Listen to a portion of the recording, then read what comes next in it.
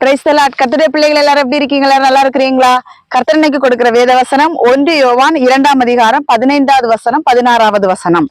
1 யோவான் 2ஆம் அதிகாரம் 15, 16. உலகத்திலும் உலகத்தில் உள்ளவைகளிலும் அன்பு கூறாதிருங்கள். ஒருவன் உலகத்தில் அன்பு கூர்ந்தால் அவனிடத்தில் பிதாவின் அன்பு இல்லை. கர்த்தருடைய பிள்ளைகளே, உலகத்திலும் உலகத்தில் உள்ளவைகளிலும் அன்பு கூறக்கூடாது என்று கர்த்தர் நாளுக்கு வார்த்தை சொல்லுகிறார். ஒருவன் உலகத்தில் அன்பு கூறுகிறான் அப்படின்னா அவனிடத்தில் பிதாவின் அன்பு இல்லை என்று வேதவசனம் சொல்கிறது. நாம உலக பிரகாரமான வாழ்க்கை வாழ்ந்து கொண்டிருக்கும் பொழுது கர்த்தர் இந்த உலகத்திலிருந்து நம்மளை வேறு பிரித்து எடுத்திருக்கிறார். அதனாலதான் ஏசப்பா சொல்றாங்க, இந்த உலகத்திலும் உலகத்தில் உள்ளவைகளிலும் அன்பு கூறக்கூடாது. ஒருவன் இந்த உலகத்தில் அன்பு கூறுகிறான் என்றால் அவனிடத்தில் பிதாவின் அன்பு இல்லை என்று கர்த்தர் நாட்கள் சொல்கிறார். சரி, உலகத்துக்குரிய அன்புகள் என்னன்னா, ஏனெனில் மாமிசத்தில் வருகிறதான இச்சையான காரியங்கள் எல்லாமே இந்த உலகத்தில் உண்டானவைகள். கண்களின் இச்சை, ஜீவனத்தின் பெருமை, இவையெல்லாம் உலகத்தினால் உண்டானவைகள். இது பிதாவினால் உண்டானவைகள் அல்ல. இதெல்லாமே இந்த உலகத்தினால் உண்டானவைகள். கண்களின் இச்சை, மாமிசத்தின் இச்சை, அப்புறம் ஜீவனத்தின் பெருமை. இந்த நாட்கள்ல அநேகருடைய கிறிஸ்தவ பிள்ளைகள் அநேகருடைய வாழ்க்கையில் போராடுகிற ஒரே காரியம் கண்களின் இச்சை. அநேகருடைய வாழ்க்கையில் போராடி கொண்டிருக்கிறது இச்சையான காரியங்கள்.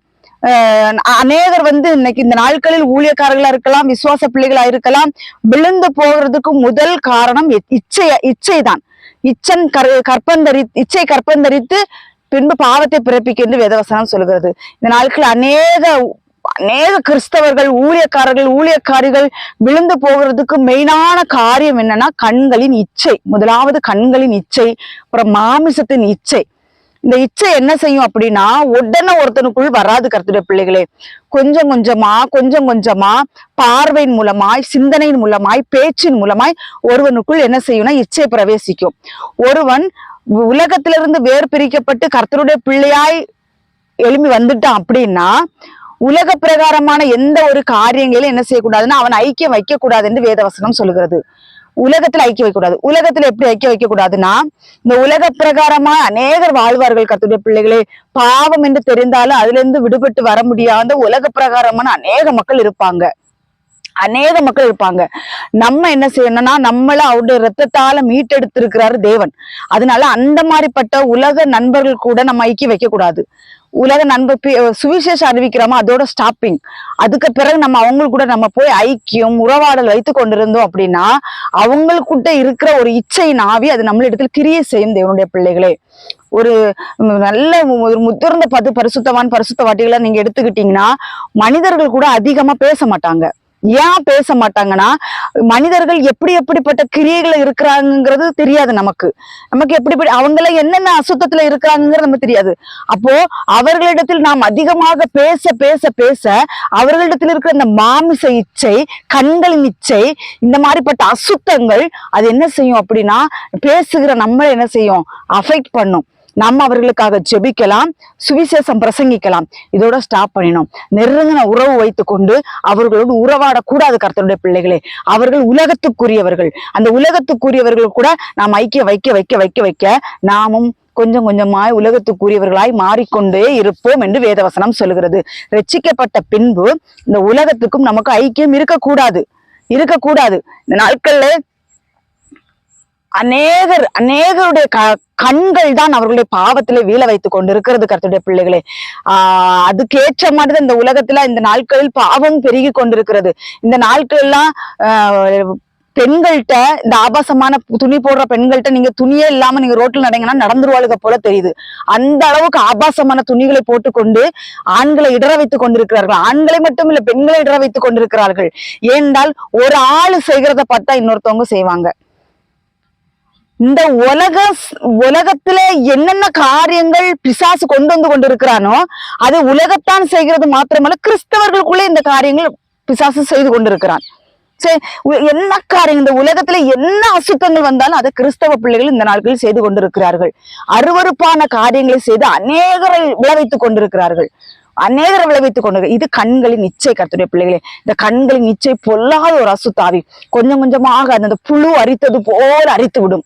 அரித்து ஒரு நாள் அது என்ன செய்யணும்னா மொத்தமாக அதை ஒரு மனிதனை சீர்குலைத்து விடும். கண்களின் இச்சை, அது உலகத்தினால் உண்டான ஒரு அசுத்தமான காரியம். இதில் ஒருவன் அன்பு கூர்ந்து கொண்டு இருந்தான் என்றால் அவனிடத்தில் பிதாவின் அன்பு இல்லை என்று வேதவசனம் சொல்லுகிறது. உலகத்துல காண்கிற எல்லாம் வேணும் வேணும் வேணும் வேணும் வேணும்னு அந்த இச்சைக்குள் விழுந்து விடாதீர்கள் தேவனுடைய பிள்ளைகளே. கர்த்தர் சொல்கிறார், இந்த நாட்களிலே நீங்கள் கண்களின் இச்சையிலும் மாம்சத்தின் இச்சையிலும் ஜீவனத்தின் பெருமையிலும் விழுந்து விடாதீர்கள், அது உலகத்தினால் உண்டானது என்று வேதவசனம் சொல்லுகிறது. இந்த நாட்கள்ல கர்த்தர் ஆவிக்குரிய ஜீவிதத்துல கொஞ்சம் வளர்த்திட்டாருன்னா ரொம்ப மேட்டின்மை, ரொம்ப பெருமை. கொஞ்சம் வேதம் வாசிச்சுட்டாங்கன்னா பெருமை, கொஞ்சம் ஜெபம் பண்ணிட்டாங்கன்னா பெருமை.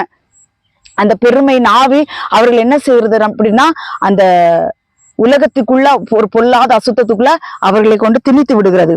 அதனால கர்த்தருடைய பிள்ளைகளை கர்த்தர் சொல்லுகிறார், உலகமும் அதன் ஆசை இச்சையும் ஒளிந்து போகும், பிதாவின் தேவனுடைய சித்தத்தின்படி செய்கிறவனே நிலைத்திருப்பான் என்று வேதவசனம் சொல்லுகிறது. அதனால இந்த உலகம் ஒரு பொல்லாங்கனுக்குள்ள கிடக்கிறது. இந்த உலகத்துக்குரிய எல்லா ஆசா பாசங்களையும் நான் வெறுத்து உலகத்திலிருந்து நான் ஒண்ணு சொல்லட்டா, இந்த பூமிக்குரிய மனிதன் ஒருவன் நமக்கு ஒரு நல்ல விஷயம் செஞ்சுட்டான் அப்படின்னா அவனுக்கு பிரியமா இருக்கும்படியான நல்ல ஆலோசனைகளை நமக்கு சொல்லுவான், தீயவன் தீமையான ஆலோசனை சொல்லுவான். ஏன் அப்படின்னா நம்ம அவன் கூட இருக்கணும், அவனோடு பேசணும். ஏன்னா அவன் ஏதாவது ஒரு காரியத்துல நமக்கு ஒரு உதவி செஞ்சிருப்பான். அப்ப அவன் யோசிப்பான், இவங்க நம்ம கூட நம்ம இருக்கணும், இவங்க நம்ம சொல்றதெல்லாம் இவங்க கேட்கணும்னு சொல்லி உலக பிரகாரம் மனுஷன் ஆசைப்படுவான். ஆனால் சர்வ வல்லவர், சர்வத்தை படைத்த ஆண்டவர் நமக்காக, நம்மளுடைய பாவங்களுக்காக, அக்கிரமங்களுக்காக அவருடைய ரத்தத்தை சிந்தி கொடுத்திருக்கிறவர் எப்படி எதிர்பார்ப்பாரு? எல்லாத்தையும் வெறுத்து நீ என்னை பின்பற்றி வா என்றுதான் கர்த்தர் சொல்லுகிறார். அதனால இந்த உலகத்துக்குரிய காரியங்களை வெறுத்து தேவனை பின்பற்ற தேவன் இந்த நாட்கள் நம்மளை அழைக்கிறார். அதனால இந்த உலகத்துக்குரிய காரியங்களை வெறுத்து தள்ள தேவன் பிரியப்படுகிறார். 1 யோவான் 2ஆம் அதிகாரம் 6வது வசனம், அவருக்குள் நிலைத்திருக்கிறேன் என்று சொல்லுகிறவன் அவர் நடந்தபடியே தான் நடக்க வேண்டும். தேவனுடைய பிள்ளைகளே, நமக்கு எக்ஸாம்பிள் யாருன்னா நம்ம ஏசப்பா மட்டும்தான். பைபிள் படிச்சு நமக்கு அவருடைய அடிச்சுவடுகளை தான் நம்ம பின்பற்றணும். பார்த்துக்கோங்க, அந்த ஊழியக்காரர் அப்படி இருக்காரு, இந்த ஊழியக்காரர் அப்படி இருக்காரு, அந்த ஊழியக்காரர் அப்படி ஜெபம் பண்றாரு, இந்த ஊழியக்காரர் இப்படி பிரசங்கம் பண்றாரு, அதனால நான் இப்படி இருக்கிறேன், அந்த விசுவாசி இப்படி. அப்படி கிடையாது. கர்த்தருடைய வார்த்தை என்ன சொல்லுதுன்னா, இயேசு கிறிஸ்து இந்த பூமியில வந்து என்னென்ன நற்கிரியைகள் செய்தாரு, எப்படி பரிசுத்தமா வாழ்ந்தாரு, எப்படி பிசாசு எதிர்த்து நின்னாரு, அவருடைய கரங்களினால் எப்படி அற்புத அடையாளங்கள் நடந்தது, இதை பார்த்துதான் ஒரு ஊழியக்காரனா இருந்தாலும் ஒரு விசுவாசியாக இருந்தாலும் இயேசுவின் பாத சுவடுகளை நாம் பின்பற்றி செல்வோமானால் நான் ஒன்றே என்று சொல்லுவேன், பாவம் நம்மளை மேற்கொள்ளாது. பாவம் எப்பொழுது நம்மளை மேற்கொள்ளும் என்றால் அவரை விட்டு ஒரு ஸ்டெப் நம்ம தள்ளி போகும்போது நிச்சயமா பிசாசு அதான் எதிர்பார்த்து கொண்டே இருக்கிறான். எப்ப இவங்க ஆண்டரை விட்டு கொஞ்சம் தள்ளி வருவாங்க, ஆண்டரை விட்டு எப்ப இவங்க கொஞ்சம் விலகி வருவாங்க, இவங்களை தொட்டுறலாம் அப்படின்னு சொல்லிதான் பிசாசு கண்ணோக்கமா இருக்கிறான் கர்த்தருடைய பிள்ளைகளே. அதனால ஒருவன் கிறிஸ்தவனா இருந்தால் அவர் நடந்தபடி தானும் நடக்க கடவன். இயேசு எந்த பாதையில நடந்தாரு அந்த பாதையில நடக்க கடவன் என்று வேதவசனம் சொல்லுகிறது. அதனால கர்த்தருடைய பிள்ளைகளே, அவருக்குள் நிலைத்திருக்கிறேன், நான் கர்த்தருடைய பிள்ளை, அவர் என்கிட்ட பேசு. இன்னைக்கு எல்லாரும் சரமறையா சொல்றாங்க, இயேசு என்கிட்ட பேசுறாரு, இயேசு சொன்னார். இயேசு வந்து பரிசுத்தமான தேவன், பரிசுத்தமான பிள்ளைகளிடத்துல தான் பேசுவார். உலகத்துக்குரிய ஐஸ்வர்யத்திலும் உலகத்துக்குரிய ஆபாசங்களிலும் உலகத்துக்குரிய ஐஸ்வர்யத்துல விழுந்து கடந்துகிட்டு கர்த்தரனோடு கூட பேசினார்னா அது வந்து ஏற்றுக்கொள்ள முடியாது. கர்த்தர் யாரோடு பேசுவார்? அவருக்குள் நிலைத்திருக்கிறவனிடத்தில் கர்த்தர் பேசுவார். அவரோடு கூட நடக்கிறவனிடத்தில் கர்த்தர் பேசுவார். அவர் நடந்தபடியே யார் அவருடைய பாதையில அடிச்சுவடிகள் நடந்து போகிறானோ அவனிடத்தில் பேசுவார். உலகத்துக்கு ஒத்த வேஷம் தரிச்சு உலகமும் வேணும் ஆண்டவர் வேணும்னு சொல்றவங்கள்ட்ட ஆண்டவர் பேச மாட்டார். இந்த நாட்கள்ல யாரை எடுத்துக்கிட்டாலும் ஆண்டவர் என்கிட்ட பேசினார், ஆண்டவர். ஆனா ஊறி திளைத்து பாவத்துல விழுந்து கிடப்பாங்க. ஆனா அவங்கள்ட்ட கர்த்தர் பேசினாருன்னு சொல்லுவாங்க.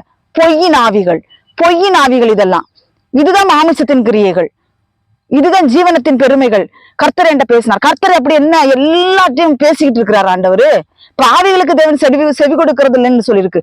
அப்ப எல்லாரும் இந்த நாட்கள் யாரு கேட்டால் கர்த்தர் என்கிட்ட பேசினார். அந்த காரியங்களை நம்ப கூடாது. கர்த்தர் எப்படி பேசுவார் என்றால், கர்த்தர் வாரவங்கள்ட்டையும் போறவங்கள்ட்ட என்ன கர்த்தர் பேசிக்கிட்டே இருப்பாரா? கர்த்தர் வந்து பாவத்தை கண்டு எவன் விலகி கர்த்தருக்கு பயந்து அவன் நடக்கிறானோ அவனிடத்தில் தன்னுடைய ரகசியங்களை கர்த்தர் வெளிப்படுத்துவார். அதான் வசனம் சொல்லுது, ஒருவன் கர்த்தருக்கு பயந்து அவரிடத்தில் அன்பு கூர்ந்து அவருடைய பாதையில் எவன் நடக்கிறானோ அவனிடத்தில் கர்த்தர் பேசுவார். மத்த மாதிரி எல்லா பாவத்தையும் செஞ்சுட்டு கடந்துகிட்டு கர்த்தர் என்கிட்ட பேசினார்னா அது ஆகாது, அது பொய்யான காரியங்கள் என்று வேதவசனம் சொல்லுகிறது. யாக்கோபு 4ஆம் அதிகாரம் 4வது வசனத்துல சொல்லப்பட்டிருக்குது, விபச்சாரிகளே கர்த்தருடைய பிள்ளைகள் இந்த நாட்கள் கர்த்தர் கொடுக்கிற வார்த்தை, கர்த்தர் அன்பானவர், பாசமானவர் தான். ஆனா ஆண்டவர் கடிந்து கொள்ளுதல்ல, ஆண்டவர் இந்த கடிந்து கொள்ளுகிற காரியங்களை பாத்துட்டீங்கன்னா, பாவம் செய்கிறவர்களை தேவன் கடிந்து கொள்வாருங்க. கடிந்து கொள்வாரு, சிட்சிப்பாரு, அடிப்பாரு, நொறுக்குவாரு, புட்டமிடுவாரு, எல்லாம் செய்வாரு. பாவம் செய்கிறவனுக்கு அந்த காரியங்கள் நடக்கும். கர்த்தர் சிட்சிக்கவே மாட்டாரு. நாட்கள்ல பிரசங்கம் பண்றவங்க உண்டு. கர்த்தர் சிட்சிப்பார் கர்த்தருடைய பிள்ளைகளை. இந்த யாக்கோபு 4ஆம் அதிகாரம் 4வது வசனத்தை நம்ம வாசிச்சோம்னா, விபச்சாரரே, விபச்சாரிகளே, உலக சிநேகம் தேவனுக்கு விரோதமான பகை என்று அறிகிறீர்களா? உலக சிநேகம், உலகத்துல ஒருத்தர் அன்பு கூர்ந்தா அவனிடத்தில் பிதாவின் அன்பு இல்லை. உலகத்துக்கு ஒருவன் சிநேகிதனா இருக்க விரும்பினா அவனிடத்தில் பிதாவின் அன்பு இல்லை. அவன் தேவனுக்கு பிரியமாவும் இருக்க மாட்டான். நாட்கள் அநேகர் சொல்லுகிற வார்த்தைகளை நாங்க கேட்டிருக்கோம் கர்த்தருடைய பிள்ளைகளே. இந்த ஊழிய காரியங்கள் வந்த அப்புறம் சரி, விசுவாச பிள்ளைகளா இருக்கும் பொழுதும் அநேக காரியங்கள் நாங்கள் கேட்டிருக்கிறோம். கர்த்தர் எங்களிடத்தில் பேசினார், கர்த்தர் இப்படி சொன்னார், கர்த்தர் இப்படி சொன்னார். ஆனா அந்த பாவங்களை ஊர் திளைத்து இருக்கிறவங்கள்ட்ட கர்த்தர் எப்படி பேசுவார்னு எனக்கு தெரியல. சில காரியங்கள் சில காரியங்கள் மீறுதல் வந்த உடனே நம்மளை விட்டு அப்படியே நமக்குள்ள ஒரு ஆவியில ஒரு அனல் இல்லாதபடி ஒரு குளிர்ந்த தன்மை, ஒரு ரொம்ப இதா இருக்கிற சூழ்நிலைகள்லாம் உருவாயிருக்குது. அப்பன்னா பாவம் செஞ்சா ஏசப்பா நம்மள்ட்ட இருக்க மாட்டாரு. ஏசப்பா நம்மளை விட்டு போயிருவாரு. பாவம் செய்யற இடத்துல அவருக்கு இடமே இல்லைங்க. பாவம் செய்யற இடத்துல அவர் இருக்கவே மாட்டாரு. அதனால ஆண்டவர் சொல்றாரு, விபச்சாரிகளே, அந்த உலகத்துல உள்ள ஆடம்பரங்கள், ஐஸ்வர்யவங்கள், உலகத்தில் உள்ள காரியங்கள்ல ஒருத்தர் அன்பு கூர்ந்து அவனை பார்த்து ஏசுப்பா என்ன சொல்றாரு தெரியுமா? விபச்சாரிங்கிறாரு, விபச்சாரனேங்கிறாரு.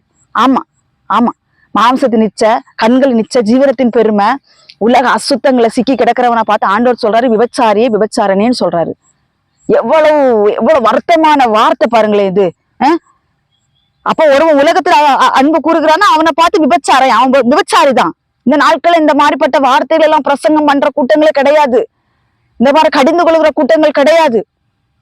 மேடையில போய் யாரையாச்சுன்னா தன்னுடைய சுயத்தை வெளிப்படுத்திக்கிட்டு இந்த மாதிரிப்பட்ட பிரசங்கங்கள் தான் நடக்குது. இல்ல கர்த்தருடைய பிள்ளைகளை இந்த நாட்கள் கர்த்தர் எச்சரிப்பாய் சொல்லுகிறார், அவர் வரப்போகிறார். அதனால இந்த உலகத்திற்குரிய காரியங்களை விட்டு விலகுங்கள் என்று வேதவசனம் சொல்லுகிறது. பிரசங்கம் பண்றீங்களா? கர்த்தர் கொடுக்கிற வார்த்தையை மாத்திரம் தான் பிரசங்கம் பண்ணணும். கர்த்தர் கொடுக்காத வார்த்தை தள்ளி நம்ம பிரசங்கம் பண்ணக்கூடாது. கடிந்து கொண்டு பிரசங்கம் பண்ண சொன்னா கடிந்து கொண்டுதான் பிரசங்கம் பண்ணணும். கடிந்து கொண்டு நீ பிரசங்கம் பண்ணனா நீ விபச்சாரின்னு அர்த்தம். கடிந்து கொண்டு நீ பிரசங்கம் பண்ணலன்னா நீ விபச்சாரின்னு அர்த்தம்.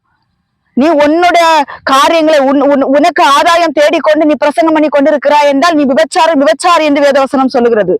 ஆமா, அதனால இந்த காரியங்கள் எல்லாம் விட்டுக்கிட்டு கர்த்தருக்கு உண்மை உத்தவமா இருக்க வேண்டும் என்று நாட்கள் கர்த்தர் சொல்லுகிறார். கர்த்தர் விரும்புகிற காரியம் என்னன்னா, ஒருவனுக்கு இடர்கள் உண்டாக்க கூடாது.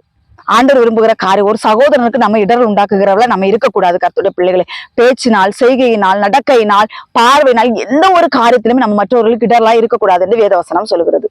எந்த ஒரு காரியத்திலும் நமக்கு பெருமை வரக்கூடாது. பெருமை வந்துட்டுனாலே முடிஞ்சு. பெருமை உள்ளவர்களுக்கு தேவன் எதிர்த்து நிற்கிறார் என்று வேதவசனம் சொல்கிறது. கொஞ்சம் ஆவிக்குரிய ஜீவத்தில் வளர்ந்தாலோ, கர்த்தர் ஆசீர்வதிக்கிற காரியங்களா இருந்தாலும் சரி, ஒரு பெருமை, ஒரு மேட்டின்மை அப்படி ஒரு காரியங்கள் வந்துதான் லூசிபர் விழுந்து போனான். அப்படிப்பட்ட காரியங்கள் நம்ம இடத்துல இருக்கக்கூடாது. தேவ ஜனங்களே, நம்ம மிகவும் கர்த்தருக்கு முன்பாக நம்மை தாழ்த்த வேண்டும் என்று தேவன் இந்த நாட்கள் பிரியப்படுகிறார். இந்த நாட்களிலே உலகம் எங்கேயோ போய்கொண்டிருக்கிறது. உலகம் லூசிபரை வரவேற்கிறது. கர்த்தருடைய பிள்ளைகளே, அந்தி கிறிஸ்துவை இந்த உலகம் வரவேற்று கொண்டிருக்கிறது. ஆமா, யாரு வரவேற்று கொண்டிருக்கிறான்னா உலகத்தான் வரவேற்கல, கிறிஸ்தவன் வரவேற்று கொண்டிருக்கிறான். எப்படின்னு கேக்குறீங்களா? இந்த நாட்கள்ல மேடைகள்ல ஆட்டம், பாட்டம், கொண்டாட்டம், சிரிப்பி, இந்த மாதிரிப்பட்ட அசுத்தங்கள் எல்லாம் இந்த நாட்களில் அது லூசிபர், அந்தி கிறிஸ்துவை வரவேற்கிறதான ஆவிகள். அதெல்லாம் உங்களுக்கு தெரியல. இதெல்லாம் கர்த்தர் ஒருவன் எனக்கு ஊழியம் செய்கிறவனா இருந்தாலும், ஒருவன் என்னை நிலைத்திருக்கிறவனா இருந்தாலும் நான் நடந்தபடியே அவன் நடக்க கடவன் என்று ஏசப்பா சொல்றாரு. இந்த நாட்கள் யார் ஏசப்பான்னு அடிச்சுடுகள் நடக்கிறா? ஏசப்பா அந்த நாட்கள்ல ஊழியம் செய்யும் பொழுது மக்கள் எல்லாம் கூட்டி கொண்டு வச்சு ஆட்டம் போட்டாரா, விசில் அடிச்சாரா, இந்த ஆட்டம் பாட்டெல்லாம் கொண்டாடினாரா? சீர்கட்டவங்களை உங்களதான் கேட்கிறேன். ஆண்டவர் அப்படி பண்ணாரான்னு கேட்கிறேன். ஆண்டவர் எந்த இடத்துலயாவது இந்த மாதிரிப்பட்ட சீர்கேடுகள் பண்ணாங்களா? சீர்கட்ட பிள்ளைகளே, ஆண்டவர் ஒவ்வொரு பாவிகளையும் பார்த்து மனம் திரும்புங்கள், பரலோக ராஜ்யம் சமீபமா இருக்கிறது, இந்த பாவத்திலிருந்து வெளியில வாங்க, இந்த பாவத்திலிருந்து வெளியில வாங்க, உன் பாவங்கள் மன்னிக்கப்பட்டது, இனி அதிக கேடான ஒன்று செய்ய வராதபடி பாவம் செய்யாது. இப்படிதான் ஆண்டவர் பிரசங்கம் பண்ணாரு.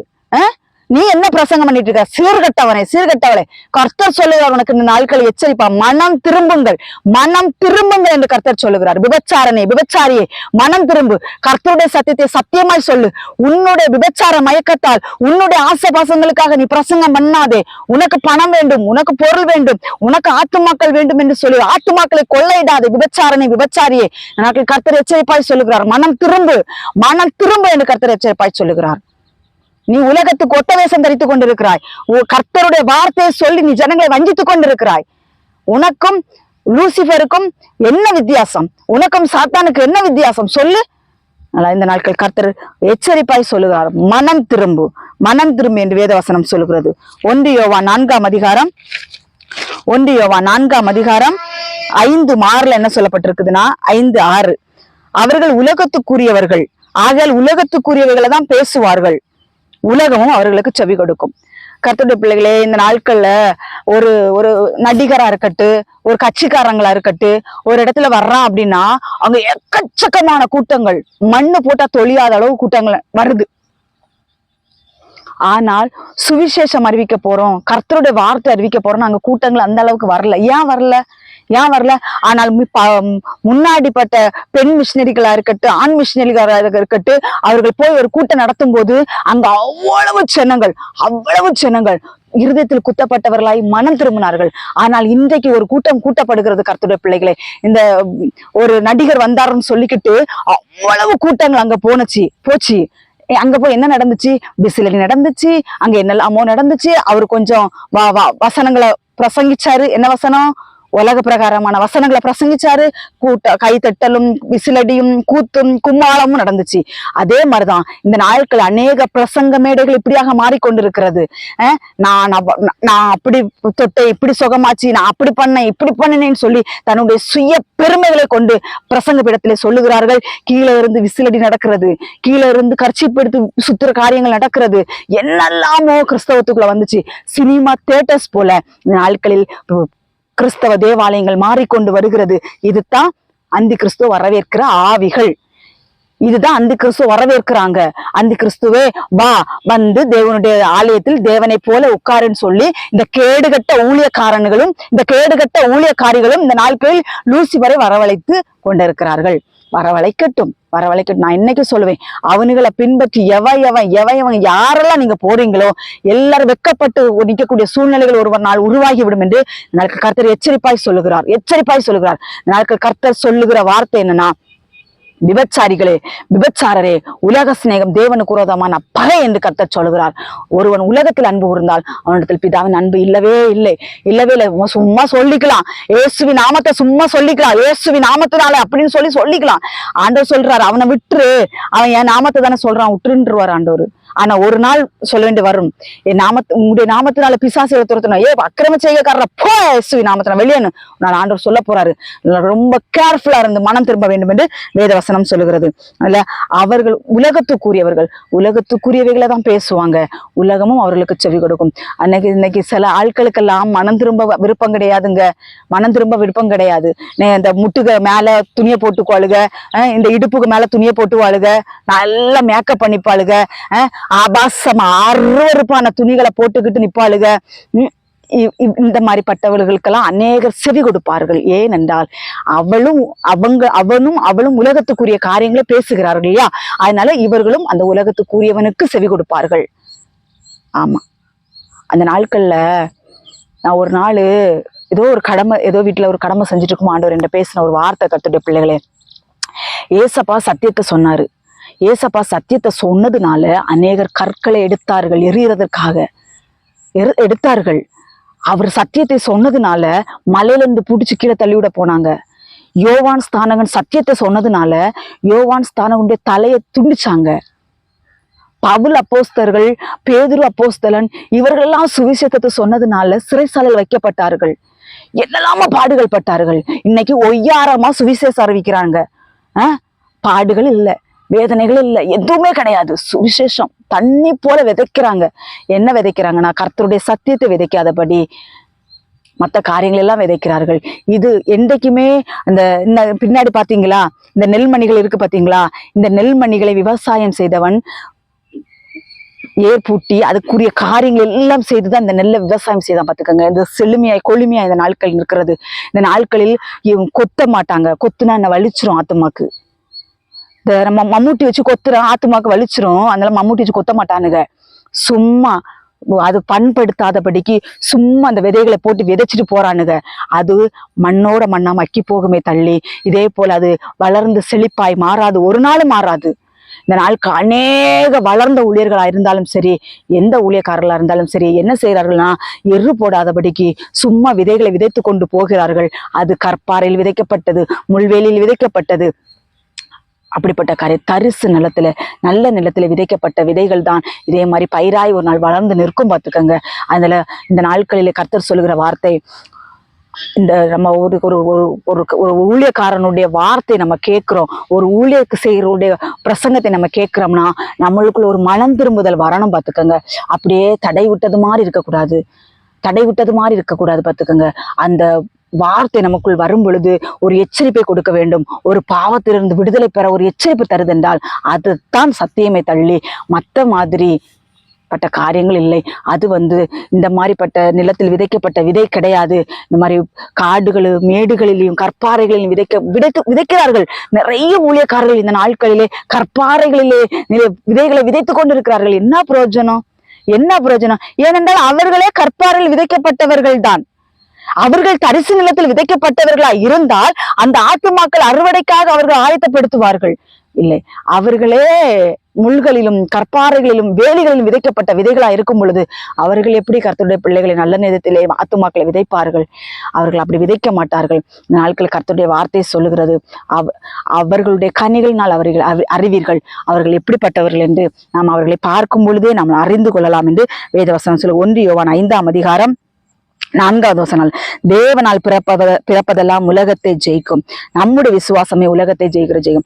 ஒருவன் தேவனால் பிறந்தவனாயிருந்தால் அவன் இந்த உலகத்தை ஜெயித்தவனாயிருப்பான். ஆபாசமான பேச்சுகள் வராது, ஆபாசமான ஆடை அலங்காரங்கள் வராது, ஆபாசமாய் தன்னை அடுத்தவனுக்கு அலங்காரமாய் தன்னை காட்டணுங்கிற காரியங்கள் வராது. கர்த்தருடைய பிள்ளைகளே, ஒருவன் அதான் நான் சொல்லுகிறேன் கர்த்தருடைய பிள்ளை, என்னுடைய வாழ்க்கையில் நான் அவ்வளவு ஆடம்பரமாய் வாழ்ந்தவள் தான். எனக்கு உலகத்திலே என்னென்ன காரியங்கள் உண்டோ அத்தனை காரியத்துக்கும் நான் என்னை விற்று போட்டவள். ஆமா, துணிகளுக்கு மேய்ச்சா வலையில் அந்த மாதிரி என்னெல்லாமோ காரியங்கள் என்னை விற்று போட்டவள் தான் நான். ஆனால் கர்த்தர் என்றைக்கு என்னை தொட்டாரோ அப்பமே இந்த உலகத்துக்கு நான் செத்து விட்டேன். கர்த்தருடைய பிள்ளைகளே, இந்த உலகம் எனக்கு வேண்டாம் ஆண்டவரே, நீர் மட்டும் போதும், உமக்கு மட்டும் நான் அழகா தெரியணும் ஏசப்பான்னு சொல்லிதாங்க. நான் அந்த ஜெபம் ஆண்டவர் உமக்கு மட்டும் நான் அழகா தெரிஞ்சா போதும், வர்றவன் போறவனுக்கு ஆக தெரியக்கூடாது ஏசப்பா.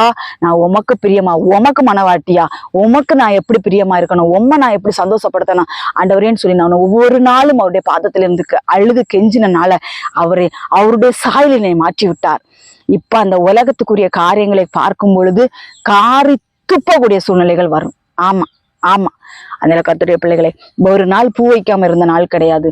அவ்வளவு தூரத்துக்கு ஆடம்பரமாய் வாழ்ந்த என்னை கர்த்தர் இந்த நாட்களில் தொட்டு இந்த உலகத்திற்குரிய அசுத்தங்களுக்கு விலக்கி என்னை தேவன் இந்த நாட்கள் அவருடைய சாயலினை மாற்றி இருக்கிறார். இந்த நாட்கள் ஒருவன் கர்த்தருடைய பிள்ளையா இருப்பான் என்றால் அவன் தேவனுடைய பிள்ளையாய் மாறி இருப்பான். அவனுடைய கர்த்தருடைய சாயல் முழுவதுமாய் அவனுக்குள் பிரகாசிக்கும். கர்த்தருடைய பிள்ளைகளே, ஆனா இந்த நாட்களிலே கர்த்தருடைய வார்த்தை சொல்லுகிறது, உலகத்தை ஜெயிக்க திராணி இல்லாதவர்கள், உலகத்தை ஜெயிக்க திராணி இல்லாத அநேக கிறிஸ்தவர்கள் இந்த நாட்களில் கிறிஸ்தவர்கள் என்ற பெயரை சூட்டி கொண்டிருக்கிறார்கள்.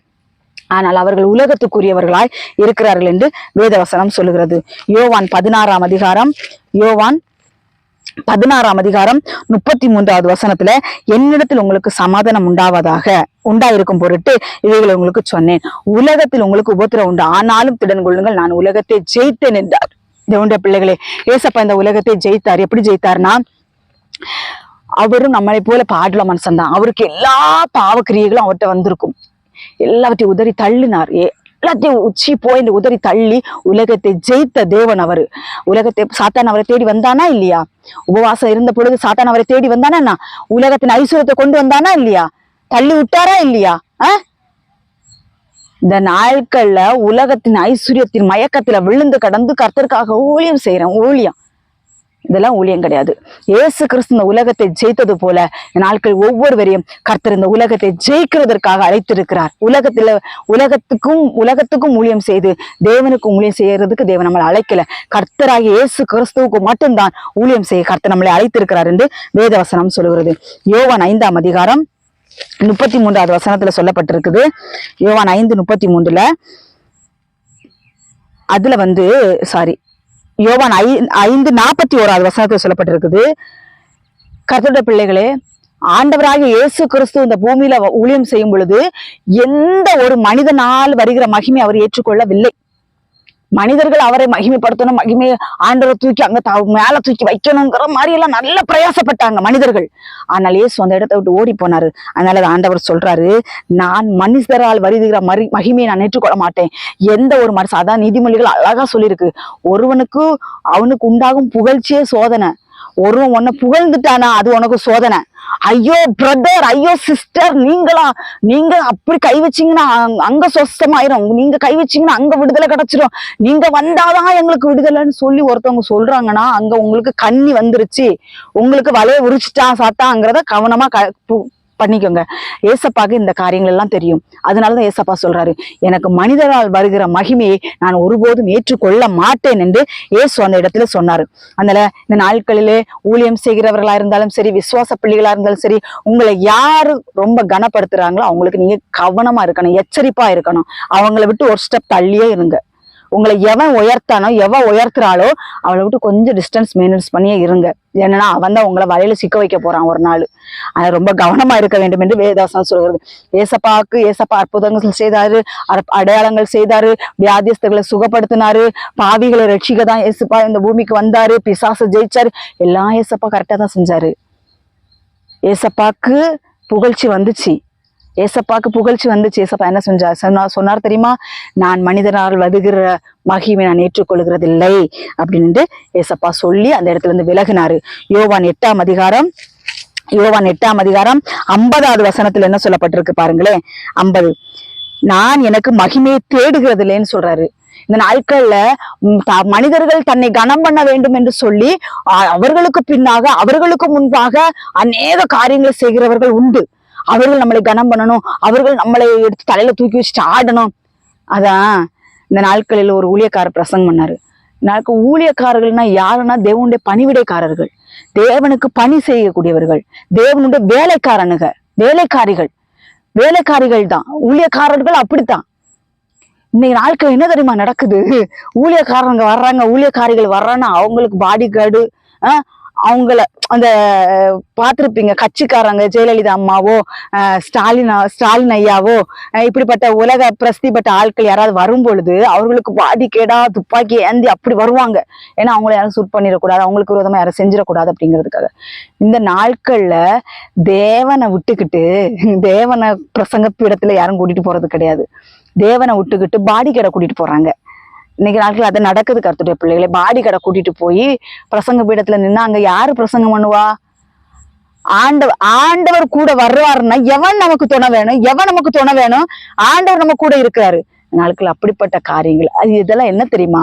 மனிதரால் வருகிற மகிமை ஏற்றுக்கொள்கிறது, மனிதர்களால் வருகிற கணம். அப்பதான் அங்கிருந்து ஒருத்தன் ஒரு ஊழியக்காரன் வர்றான்னா அவனுக்கு பாடிக்கடா அப்படி இப்படின்னு எல்லாம் வரும்போது, அப்பா என்ன பெரிய ஒரு ஊழியக்காரன்னு சொல்லி அவனை தலையில தூக்கி வச்சுட்டு கொண்டாடணும்னு சொல்லி இந்த மாதிரிப்பட்ட கிரியைகள்லாம் நடந்து கொண்டிருக்கிறது. இதெல்லாம் மனிதரால் வருகிற மகிமை ஏற்றுக்கொள்கிறது. ஏசப்பாட்ட சீடர்கள் கேட்கறாங்க, ஏசப்பா நாங்க உங்க கூட வர்றோம்னு சொல்லி கேட்கும். ஏசப்பா சொல்றாங்க, எனக்கு தலை சாய்க்க இடம் இல்லப்பா, குருவிகளுக்கு கூட ஆகாயத்து பறவைகளுக்கு எல்லாம் உண்டு, ஆனா எனக்கோ தலை சாய்க்க இடம் இல்லைன்னு ஏசப்பா சொல்றாரு. என் வீடை வந்து பாருங்கன்னு சொல்றாரு. கர்த்தருடைய பிள்ளைகளை, இந்த நாட்கள்ல மனிதர்களால் வருகிற மகிமையை புறக்கணித்து தள்ளுங்கள், வீண் புகழ்ச்சியை விரும்பாமல் இருங்கள் என்று வேதவசனம் சொல்கிறது. அதே யோவான் 12ஆம் அதிகாரம் 43வது வசனத்துல சொல்லப்பட்டிருக்கிறது. மனிதர்களை சொல்றாரு ஆண்டவர், அவர்கள் தேவனால் வருகிற மகிமையிலும் மனுஷரால் வருகிற மகிமையை அதிகமாய் விரும்புகிறார்கள். ஊழியக்காரர்கள் என்ன செய்கிறார்கள்னா, ஊழியக்காரர்களா இருந்தாலும் சரி, மனிதர்களா இருந்தாலும் சரி, விசுவாச பிள்ளைகள், இவர்கள் எல்லாம் என்ன செய்யறாங்கன்னா மனிதர்களால் வருகிற மகிமை அதிகமாய் நாடி தேடுகிறார்கள். இந்த என்ன சொல்றது, ரொம்ப பிஸி மேனா காமிக்கிறாங்க. ஊழியக்காரர்கள் ரொம்ப பிஸி மேனா காமிக்கிறாங்க. யாராவது போன் பண்ணி ஜோம் பண்ண சொன்னா அதுக்கு டைம் இல்லை, ஏன்னா ரொம்ப பிஸி, ரொம்ப பிஸி. நீங்க எல்லாம் நான் இன்னைக்கு சொல்லட்டா, ஒரு விஷயம் சொல்லட்டா, செக் பண்ணி பாருங்களேன். நீங்க இந்த பிரபலமான ஊழியக்காரர்கள் இருக்கிறாங்க, நீங்க அவங்க எல்லாம் போன் பண்ணி ஒரு ஜெப ரிக்வெஸ்ட் வைங்களேன், அவங்க எல்லாம் எடுக்க மாட்டாங்க. அவங்களுக்கு பிஏ எம்பிஏலாம் இருப்பாங்க, அவங்க தான் எடுப்பாங்க. இன்னைக்கு நிறைய பேர் பிஏ எம்பிஏ எல்லாம் வச்சிருக்காங்க ஊழியக்காரர்கள்லாம் ஊழியக்காரர்கள், அவங்க எல்லாம் பெரிய ஆளு, அவங்க எல்லாம் போன் எல்லாம் எடுக்க மாட்டாங்க, விசுவாசிகள்கிட்ட பேச மாட்டாங்க. அவங்க எல்லாம் என்ன பண்ணுவாங்க அப்படின்னா, அவங்களுக்கு ஒரு பிஏ வச்சிருப்பாங்க, அவங்க தான் போன் எடுப்பாங்க. ஏசுவி நாமத்தினால இந்த நாட்களில் சொல்லுகிறேன், கர்த்தருக்கு எந்த பிஓ எம்பிஓ கர்த்தருக்கு தேவைப்படலைங்க. ஏசு கிறிஸ்து இந்த பூமியில மரிக்கிற வரைக்கும் ஏசு கிறிஸ்து ஊழியம் செஞ்சாரு. மக்களை போய் சந்திச்சாரு, மக்களை தொட்டு சுகம் கொடுத்தாரு. அவருக்கு எந்த பிஎம்பிஏ தேவைப்படல. அவரு சிலுவைக்கு ஒப்பு கொடுக்கப்படும் பொழுது சீஷர்களை பிரித்து விட்டார். அவருக்கு தெரியும், நான் மரணிக்க போகிறேன், நான் பிதாவின் வலது பாரசத்தில் போய் இருக்க போகிறேன் என்று தெரிந்ததுக்கு பிறகு 12 அப்போஸ்தலர்களை தெரிந்து ஊழியத்துக்கு அனுப்பி விட்டார். அது போக நிறைய பேரை ஊழியத்துக்கு அனுப்பி விட்டாருன்னு சொல்லி வேத வசனம் இருக்குது. சரியா? அதுல கர்த்தருடைய பிள்ளைகள் இந்த நாட்களில் நான் சொல்லுகிறேன், பிஏ எம்பிஏ வைத்திருக்கிறவங்க எல்லாம் கொஞ்சம் ஜாக்கிரதையா கையாளணும் பார்த்துக்கங்க. ஆமா, இயேசு கிறிஸ்து இந்த பூமியிலே எப்படி நடந்தார், எப்படி ஊழியம் செய்தார், அந்த காரியங்களை நாம் வேதத்தின் படி ஆராய்ந்து கொண்டு கர்த்தருடைய சித்தத்தின்படி ஊழியத்தை செய்வோம், கர்த்தரின் சித்தத்தின்படியே விசுவாச பாதையில் ஓடுவோம். அப்பொழுதுதான் நமக்கு நித்திய ராஜ்யம் கிடைக்குமே தள்ளி அந்த இந்த ஊழியக்காரனை நீங்க பின்பற்றி போனீங்கன்னா நரகம் ஆயத்தமாக இருக்கிறது என்று இந்த நாட்களில் கர்த்தர் எச்சரிப்பாய் சொல்லுகிறார்.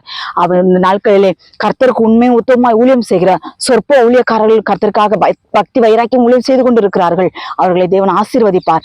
ஆனால் இந்த மாதிரி அந்தி கிறிஸ்துவை வரவேற்கிற கிறிஸ்தவர்கள் நாட்களில் பெருகி இருக்கிறார்கள். தேவனுடைய ஜனங்களை பெருகி இருக்கிறார்கள்.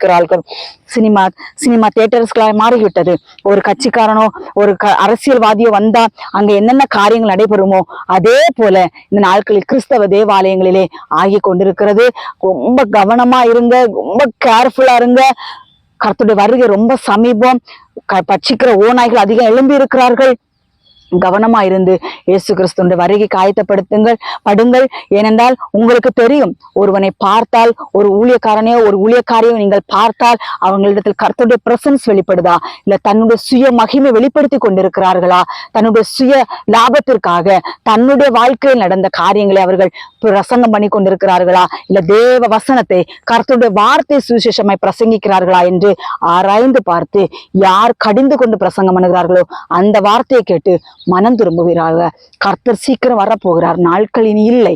எச்சரிப்பாயிருந்து தெளிந்த புத்தியுள்ளவர்களாயிருந்து கர்த்தருடைய வருகைக்கு எதிர்கொண்டு போக ஆயத்தப்படுவீர்களாக. கர்த்தர் தாம் இந்த வார்த்தைகளை ஆசீர்வதிப்பாராக. ஆமேன். ஒரு சிறிய ஜெபம். பரலோகத்தில் இருக்கிற எங்கள் தகப்பனே, பரிசுத்த தெய்வமே, நாங்கள் நன்றியோடு ஸ்தோத்திரிக்கிறோம் ஐயா. இந்த நாட்களில் இந்த உலகத்தில் அன்பு கூறக்கூடாது, இந்த உலகத்தில் காண்கிற கண்களின் நிச்சய ஜீவனத்தின் பெருமை மாமிசத்தின் நிச்சயங்களுக்கு எங்களை ஒப்பு கொடுக்க கூடாது என்று சொல்லி போதித்தீங்க சப்பா.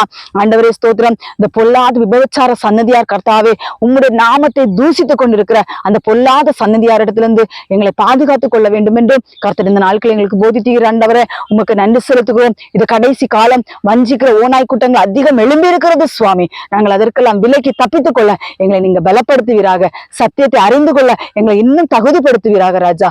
பலப்படுத்துங்க, ஆசீர்வதிங்க. உங்களுடைய வருகைக்கு எங்களை ஆயத்தப்படுத்தி உங்களுடைய வருகையில் நொட்டிப்பொழுது இமைப்பொழுது உங்களுடைய ராஜ்யத்துக்குள் நாங்கள் பிரவேசிக்க எங்களை தகுதிப்படுத்தி ஆசீர்வதிப்பீராக. துதிகன மகிமேல் அப்பாவுக்கே செலுத்துகிறேன். இயேசு கிறிஸ்து மூலம் ஜெபிக்கிறேன் ஜீவனுள்ள நல்ல பிதாவே. ஆமேன். ஆமேன். கர்த்தர் தாமே உங்களை அனைவரையும் ஆசீர்வதிப்பாராக. ஆமேன். Praise the Lord. ஸ்தோத்திரம்.